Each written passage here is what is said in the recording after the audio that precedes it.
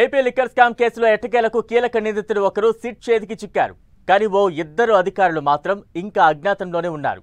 AP liquor scam కేసులో SIT దూకును ప్రదర్శిస్తుండటంతో ఒక్కో నిందితుడు సిట్ చేతికి చిక్కుతున్నారు.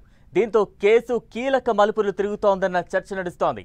ఇక మిగిలిన ఆ ఇద్దరు ఉన్నతాధికారులకు సుప్రీంకోర్టులో తాత్కాలిక ఊరట లభించినా రాబోయే రోజుల్లో అరెస్టు కాక తప్పదేమో అన్న భయం వారిని వెంటాడుతోందట. ఇంతకీ సిట్ చేతికి చిక్కిన ఆ కీలక నిందితుడు ఎవరు? అజ్ఞాతంలో ఉన్న ఆ ఇద్దరు ఉన్నతాధికారులు ఎవరు? సిట్ నెక్స్ట్ టార్గెట్ ఏంటి?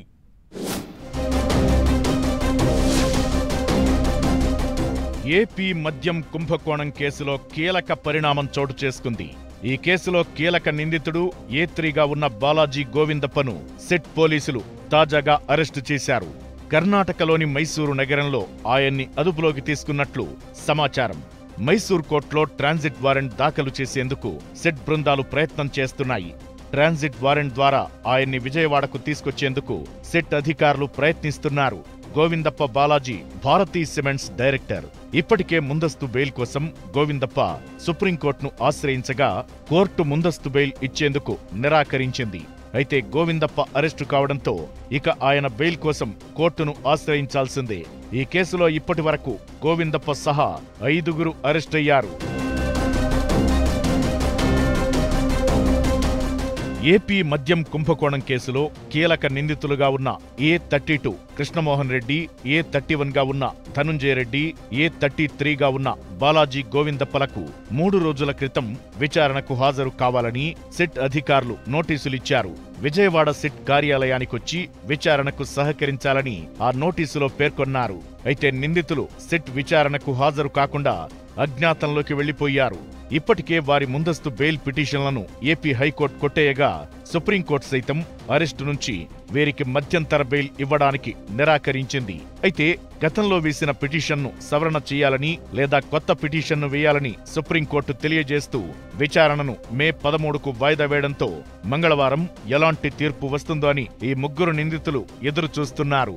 అయితే ఈ కేసులో తాజాగా గోవిందప్ప బాలాజీని సిట్ అధికారులు అరెస్టు చేయడంతో ఇక మిగిలిన ఆ ఇద్దరు కృష్ణమోహన్ రెడ్డి, ఏ31గా ఉన్న ధనుంజయ రెడ్డి కోసం సిట్ పోలీసులు విస్తృతంగా గాలిస్తున్నారు. ఏపీ లిక్కర్ స్కామ్ కేసులో ప్రధాన సూత్రధారుడిగా భావిస్తున్న కేశిరెడ్డిని సిట్ పోలీసులు అరెస్టు చేసి విచారిస్తున్నారు.